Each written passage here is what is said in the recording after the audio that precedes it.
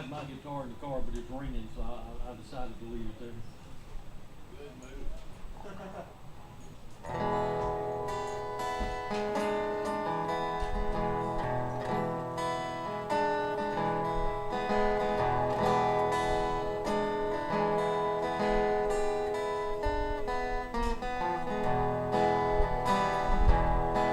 Well, Nick, God knows I like to go fishing.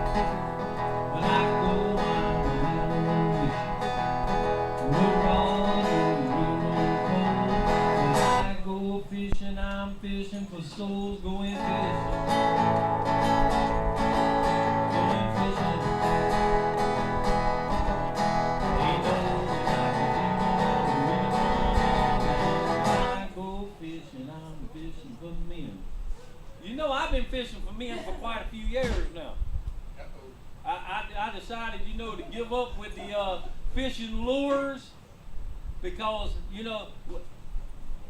sometimes, you catch fish and you put them in the freezer and they just sitting there and sitting there. And I like to eat fish. But I went fishing with a fella one time, and some of y'all know this fella. But we got on the boat and went out, and I went with this fella because he was some kind of good bass fisherman. If there was a bass in the water, he could catch it. So I wanted to go and learn some tricks from him. I wanted to watch what he was doing so I could catch him bass too, because I love to catch bass.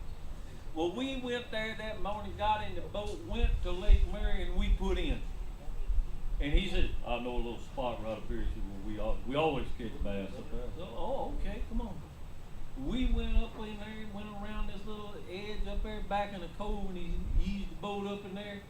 And he says, I like to use a Carolina rig. And I said, well, I like to use a Texas rig. He said, well, that's what the problem is. We're using a Texas rig, and we're in South Carolina, so you have to use a Carolina rig. You don't catch good. Well, he throwed the line out there, and on the very first cast, he told me, he said, oh, got hit. Watch. He set the hook, and it was on. He had a big one on there. He had about a 7-pound bass on. That thing got up on the water, and it danced on the water, and he brought it to the boat, and he reached down and picked it up and pulled it in and took the hook out of its mouth, and I opened the live well, and he slipped it back over the side of the boat and dropped it back in the water. I said, whoa, we fixed to fight. Oh, no, you ain't putting the fish back. I didn't go fishing to put them back in the water. I went to catch fish so I could eat them. And here he is, took 7 pounds of good fish and just dropped it back. I said, what are you doing? Have you lost your mind? He said, have you ever heard of catch and release? Say it ain't so. I says, no wonder you always catch fish. You don't ever catch none over here. You put it right back where you got it from. You ain't catching different fish. You catching the same fish over and over again. No wonder you can catch fish all the time. Because when I catch a fish off of a spot, ain't nobody catching that fish again off that spot. But I'm going to take it home, put it in some hot oil, and fry it and eat it. Oh, this fella, nobody keeps fish on my boat. I said, whoa, wait a minute. I understand you caught fish and you put your fish back. He said, if you catch a fish, you put your fish back too. No, I'm not. We had to part company that morning. Well, I'm taking you back to the land, and I said, you might as well. I said, because if I catch a fish, he's mine, and I'm keeping him carrying on. Oh, no, catch and release. This man's done lost his mind. His father's a pastor. I saw his mama today out at Camille Grill. And old Neil Kaiser was a good fisherman.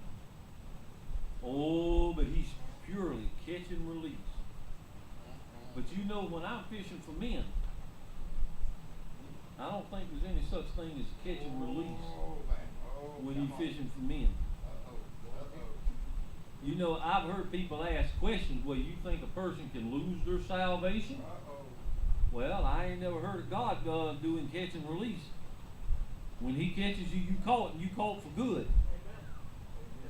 Jesus told him, says, I have kept every one that you've given me. They're all safe in my hand, and I have lost none of them.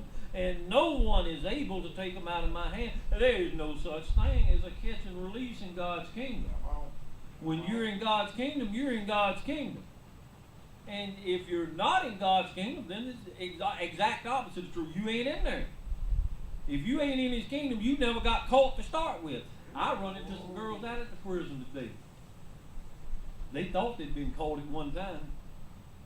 I told them, I said, you know, I said a prayer one time, but I wasn't saved. I hadn't sold out to Jesus Christ. I said, so bottom line was I didn't have what I thought I had until I had to just give everything, every aspect of my life to Christ. And it just blessed my heart. Little girls up there with tears just running down their face, dripping off their noses. But they realized, several of them realized that they didn't have what they thought they had, and they thought they'd been caught and they hadn't. But they got caught today. Amen, brother. They got caught today. And God's not in the releasing plan unless He's going to release them from prison.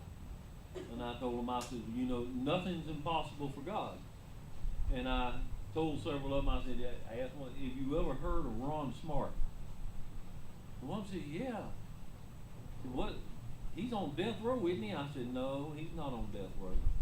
I said he was on death row. Worse than that. Yeah, he worked on that. He's in a shed right now. I told him I have breakfast with him most every Saturday morning, and they kind of looked at me like I had two heads or something, you know. But anyway, it turns out God's not into catch and release. So when you go fishing and you catch a man, if you catch him, you ought to clean him. You know that? Like that. Well, one of them sisters asked me over there today, says, does God really love me? I said, well, you know, I asked God how much He loved me, and He stretched out His arms and died. Now, I'm going to tell you what, that's what love is all about. God so loved the world that He gave Himself. Himself gave Himself so that we might be saved from we. If you catch that meaning. Because we're our worst enemy sometimes.